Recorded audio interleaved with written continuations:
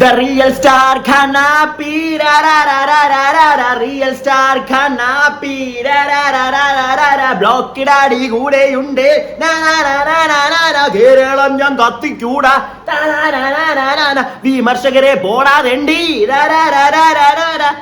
ഞാനാടാത മരവഴ.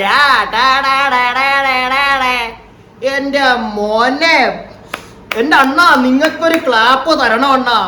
എന്റെ കണ്ണാപ്പി മോനെ, നീ ഉണ്ടല്ലോ, നീയാണ് ഹീറോ.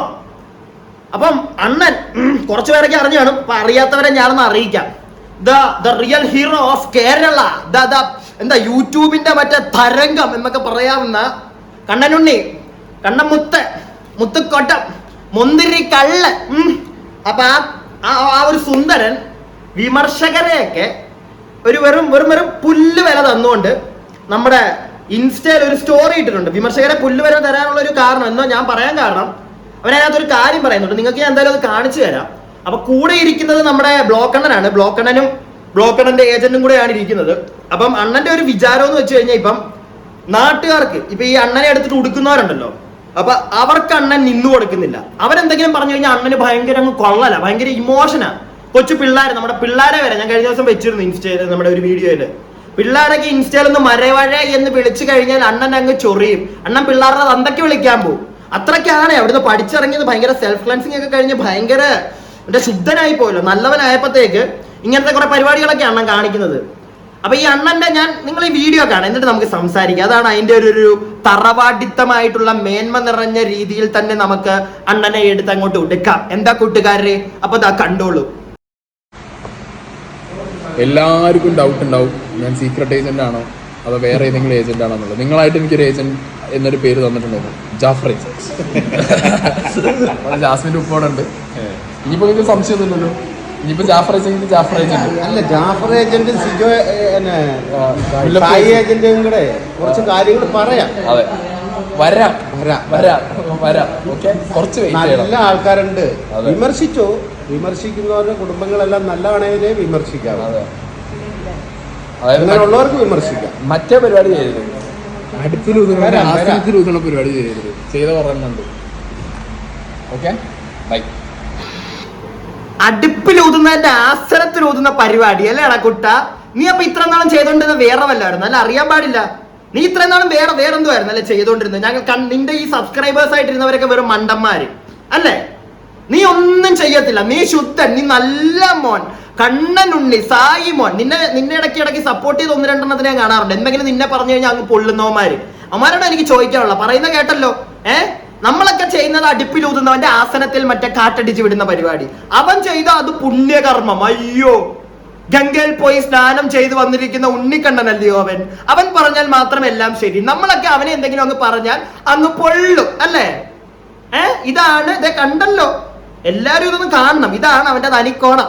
പിന്നെ കൂടിരിക്കുന്ന മറ്റേ മഹാൻ ബ്ലോക്കണ്ണൻ ഒരു കാര്യം ചോദിച്ചില്ല, നിങ്ങളുടെയൊക്കെ വീട്ടിൽ ഇങ്ങനെയാണോ? എന്റെ പൊന്നളിയാ, നമ്മുടെ ഒന്നും വീട്ടിൽ ഇങ്ങനത്തെ ഒരു ഐറ്റം എന്തായാലും ഇല്ല കേട്ടോ. ദൈവത്തെ ഓർത്ത്, താങ്കൾ സൃഷ്ടിച്ചു വെച്ചിരിക്കുന്ന പോലത്തെ ഒരു ഐറ്റം എന്തായാലും ഇവിടെ ആരുടെയും വീട്ടിലുണ്ടെന്ന് എനിക്കറിയത്തില്ല. പേഴ്സണലി ഞാൻ കണ്ട ആരുടെയും അങ്ങനത്തെ ഒരു ഐറ്റം ഇല്ല സത്യമായിട്ട്. പുറത്ത് നമ്മൾ കുറെ കണ്ടല്ലോ, വിത്ത് കള്ളത്തരമൊന്നും അല്ലല്ലോ നമ്മൾ കണ്ടത്. നമ്മൾ വിത്ത് പ്രൂഫ് പല ആളുകളും വന്ന് പറയുന്ന പല കാര്യങ്ങളോ നമ്മൾ കണ്ടത്. അല്ല, ഞങ്ങളൊന്നും പൊട്ടന്മാരല്ല വന്നിരുന്ന് അങ്ങോട്ട് തരാനായിട്ട്.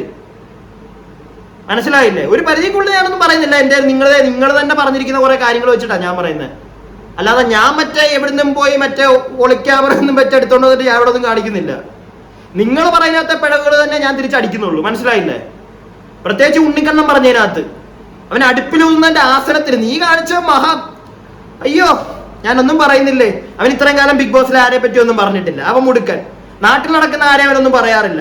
സുന്ദരൻ, നമ്മൾ മാത്രമാണ് ഇപ്പൊ ഇതൊക്കെ ചെയ്യുന്നത് അല്ലേ? മറ്റേ ടീം എന്നിട്ട് കൂടെ വന്നിരുന്നിട്ട് വെളുപ്പിക്കാൻ, അടുത്ത വെളുപ്പീര് രണ്ടും ചെന്നൈയിലുണ്ട്. മോളുടെ പരിപാടി പോയി കാണ്, എന്നിട്ട് വെളുപ്പിക്ക് ഇറങ്ങിയിട്ട്. എന്റെ പൊന്നു കൂട്ടുകാരാ, ഞങ്ങൾക്ക് കാണണ്ട നിങ്ങൾ ഇനി വന്നിട്ട് പുതിയ എന്താ ഉണ്ടാക്കിയോ മറ്റേ വെളിപ്പെടുത്താൻ പോകുന്നു. എന്ത് വെളിപ്പെടുത്താനാ? ഞങ്ങൾ മറ്റേ ഞങ്ങളുടെ കണ്ണുകൊണ്ട് ഞങ്ങൾ കണ്ടതെല്ലാം അതൊക്കെ വെറും മായയാണ്, അതൊക്കെ തെറ്റാണ്, നിങ്ങളുടെ തോന്നലുകളാണ് നിങ്ങൾ കണ്ടത് എന്നൊക്കെയാണോ പറയാൻ വരുന്നത്? അല്ല, അറിയാൻ പാടില്ല.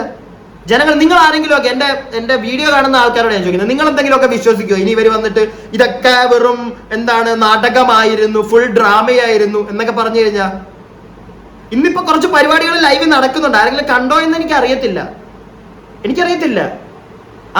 അങ്ങ് കരച്ചില്ല മോളങ്ങ്.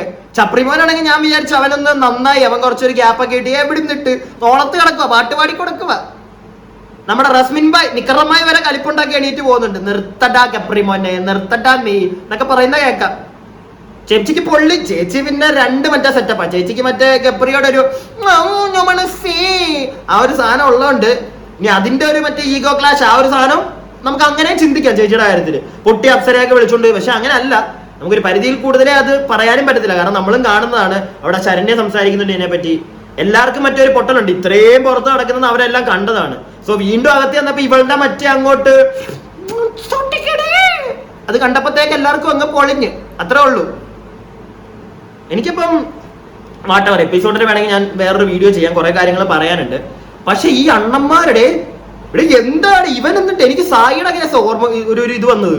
ഇവൻ എങ്ങനെ ഇവനൊരു ഇച്ചിരി ഉളുപ്പെന്ന് പറയുന്ന ഒരു സാധനം ഉണ്ടോ ഇവൻ ഞാൻ ഇന്നലെ എന്റെ വീഡിയോയിൽ കാണാത്തവരാണെങ്കിൽ ഒന്ന് പോയി കണ്ടു. ഞാൻ ഇട്ടിട്ടുണ്ട് ഇൻസ്റ്റയിൽ. ഒരു പയ്യൻ ഇവനെ മരവാഴ എന്ന് വിളിച്ചോടനെ ഇവൻ കാണിച്ചൊരു പരിപാടി. അവനത് ഡിലീറ്റ് ചെയ്ത് കളഞ്ഞെന്ന് എനിക്ക് തോന്നുന്നു ആ കമന്റ് ഒക്കെ. പക്ഷെ ഞാൻ എടുത്ത് വെച്ചിട്ടുണ്ടായിരുന്നു സ്ക്രീൻഷോട്ട്. എന്തായാലും ഞാൻ കളഞ്ഞിട്ടില്ല, എന്റെ തന്നെ സേഫ് ആയിട്ടുണ്ട്. എന്റെ ഇരുന്ന് പോയണ്ടാന്ന് വിചാരിച്ച് ഞാൻ 1-2 സുഹൃത്തുക്കൾക്കും അയച്ചു കൊടുത്തിട്ടുണ്ട്. വെച്ചോടാ, എന്തെങ്കിലും പണി വരുവാണെങ്കിൽ കാണിച്ചു കൊടുക്കാമല്ലോ. ഇതാണ് അവൻ. എന്നിട്ട് അവൻ മറ്റേ വലിയ മോനായിരിക്കുക. നിങ്ങൾ വേറെ കുറെ കാര്യങ്ങളൊക്കെ കാണുന്നുണ്ട് എന്റെ ഇൻസ്റ്റയിൽ വന്ന്. ഞാൻ ഇപ്പോഴാണ് കേട്ടോ ശ്രദ്ധിക്കുന്നത്. ഞാൻ അവനെ ഫോളോ ചെയ്യുന്ന ഒരു വ്യക്തിയായിരുന്നു. ഞാൻ ആ പരിപാടി അങ്ങ് നിർത്തി. അത് കഴിഞ്ഞപ്പോഴത്തേക്ക് ഇപ്പൊ 1-2 പേര് പറഞ്ഞപ്പോഴാണ് ഞാൻ ശ്രദ്ധിച്ചത് ഇവന്റെ ഇൻസ്റ്റ ഐഡിയിലൊക്കെ ഇവനൊരു ഏതൊരു പ്ലാറ്റ്ഫോം, ഇവൻ സാധാരണ ഇതിനായിട്ട് ഇവൻ ചെയ്യാത്ത പരിപാടിയൊക്കെ ഇവരിപ്പോ ചെയ്യാൻ തുടങ്ങിയിട്ടുണ്ട്. എനിക്കൊന്നു നാട്ടുകാർ തെറി പറയാൻ പറഞ്ഞു തുടങ്ങിയപ്പോഴത്തേക്ക് യൂട്യൂബിന് പണി കിട്ടുമെന്ന് വിചാരിച്ചോണ്ടായിരിക്കും ഇപ്പൊ ഈ പെയ്ഡ് പ്രൊമോഷൻ ഒക്കെ ആണ് ഇറങ്ങുന്നത്. എന്തായാലും ഞാൻ വേറൊരു സാധനം കണ്ടു. ഞാൻ ആ വീഡിയോ അധികം കാണിക്കുന്നില്ല കേട്ടോ. അതൊരു കമ്പനിയെ പെയ്ഡ് പ്രൊമോഷൻ ആണ്. ചിലപ്പോൾ അവന്മാർ എനിക്കിട്ട് പണി തരും. അതുകൊണ്ട് ഞാൻ സംഗതി അത് ഏതാണെന്ന് എന്താണെന്ന് കാണിക്കുന്നില്ല. പക്ഷെ അവന്റെ സ്റ്റാർട്ടിങ് അവൻ പറയുന്ന ഒരു ജസ്റ്റ് ഒരു 2-3 സെക്കൻഡ് നിങ്ങൾ കണ്ടുപോയിക്കോ. നിങ്ങൾ കാണാത്തവരുണ്ടെങ്കിൽ ഒരു ചെറിയ പെയ്ഡ് പ്രൊമോഷൻ ഒക്കെ അവനിപ്പോ പോകുന്നുണ്ട്. നിങ്ങൾക്കൊരു ആപ്പ് ഇൻട്രൊഡ്യൂസ് ചെയ്യാൻ വന്നതാണ്. ഡിഗ്രി കഴിഞ്ഞ് ഒരുപാട് പേര് ജോലി അന്വേഷിച്ച് നടക്കുന്നുണ്ടാവും. അവർക്ക് അപ്പൊ കണ്ടല്ലോ, ഇത്രയും വെച്ച് തരുന്നുള്ളൂ. ഒരു ആപ്പാണ് അണ്ണനെ ഒരു ആപ്പാണ് ഇപ്പൊ നാട്ടുകാർക്ക്. അപ്പൊ അണ്ണൻ പുതിയ ആപ്പ് ഇൻട്രൊഡ്യൂസ് ചെയ്യാണ്. ഡിഗ്രി കഴിഞ്ഞ് ഇറങ്ങിയവർക്കൊക്കെ ജോലി കിട്ടാനൊക്കെ ആയിട്ട് അണ്ണൻ ഹെൽപ്പ് ചെയ്യും.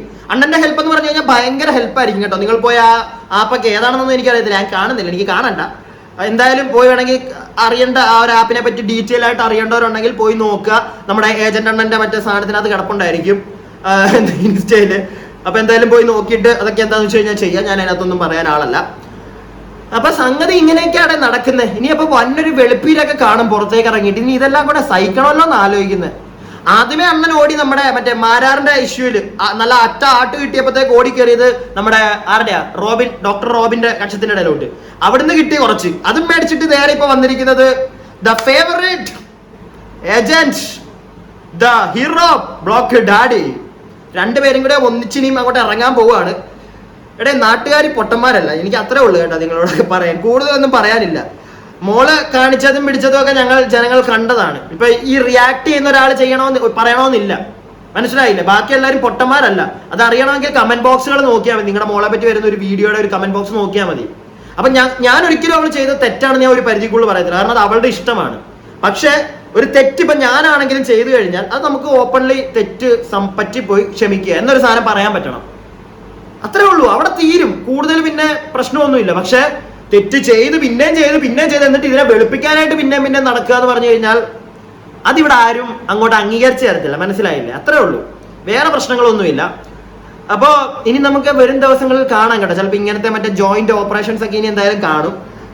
ഒരു പരിധിയിൽ കൂടുതൽ ആരും അത് കേട്ടിരിക്കും ആൾക്കാർ നിങ്ങളെ തെറി പറയാൻ. ഞാൻ ഉള്ള കാര്യം പറയാം, വിത്ത് ഓൾ റെസ്പെക്ട് യു, നിങ്ങൾ എല്ലാവരോടും ഒരു പരിധിയിൽ കൂടുതൽ ഇങ്ങനത്തെ പരിപാടി കൊണ്ട് ഇറങ്ങാതിരിക്കുക. കഴിഞ്ഞു, വിട്ടിട്ട് പോവുക. നിങ്ങൾ നിങ്ങളുടെ കാര്യം നോക്കി പോവുക.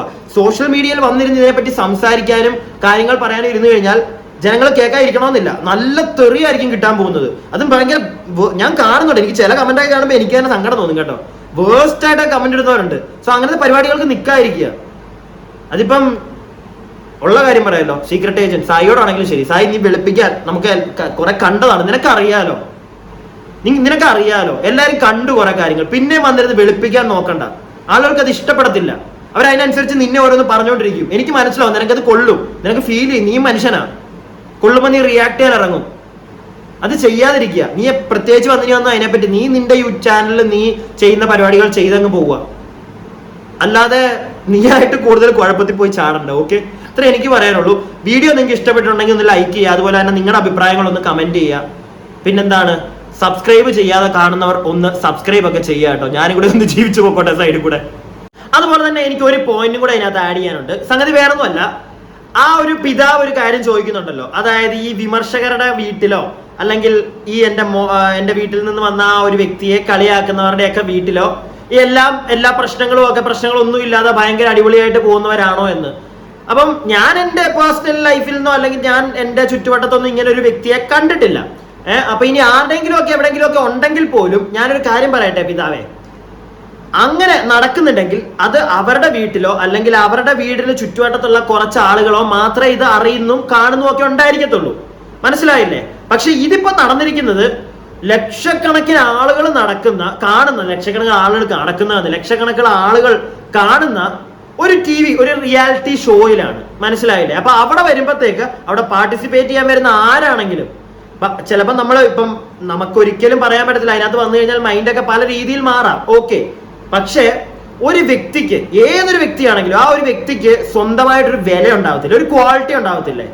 ആ ക്വാളിറ്റി ഒക്കെ കളഞ്ഞ് ഒരു സ്ഥലത്ത് വന്നു വെറും അങ്ങ് താണ പോലെ കാണിക്കുമ്പോഴത്തേക്ക് അതിനെ എടുത്ത് തലയെ വെക്കാൻ താങ്കൾ പറയരുത്. അങ്ങനത്തെ പരിപാടികൾ കാണുമ്പോഴത്തേക്ക് എല്ലാവരും വിമർശിക്കും. അതിനെ കുറ്റം പറഞ്ഞിട്ട് ഒരു കാര്യമില്ല. അപ്പൊ ഞാൻ നേരത്തെ പറഞ്ഞ കണക്കന്നെ ഇനി അതിനകത്തുനിന്നുള്ള ഈ സൈബർ ബുള്ളിങ് പരിപാടികൾ നിങ്ങൾക്ക് കിട്ടാതിരിക്കണമെങ്കിൽ നിങ്ങൾ ഇങ്ങനെ വന്നിരുന്ന് സംസാരിച്ചിട്ട് കാര്യമില്ല. നേരെ മറിച്ചിട്ട് വിട്ടിട്ട് മുന്നോട്ട് മൂവ് ഓൺ ചെയ്യുക. അങ്ങനെയാണെങ്കിൽ പരിപാടി അധികം വൈകാതെ നിന്ന് പോകും. അതല്ലാതെ പിന്നെയും വെളുപ്പിക്കാൻ വന്നു കഴിഞ്ഞാൽ നിങ്ങൾ തന്നെ നിങ്ങൾക്കുള്ള കുഴി തോണ്ടിക്കൊണ്ടിരിക്കുക. അത്രേ എനിക്ക് പറയാനുള്ളൂ. പ്രത്യേകിച്ച് ഈ കണ്ണൻ ഉണ്ണിയെ പോലുള്ള ആൾക്കാരുടെ കൂട്ടുപിടിച്ച് എല്ലാവരെയും ഇത്രയും കാലം കൊന്നോണ്ടിരുന്നവനാ ഇപ്പൊ എന്നിട്ട് വലിയ പുണ്യാളനായിപ്പോയി.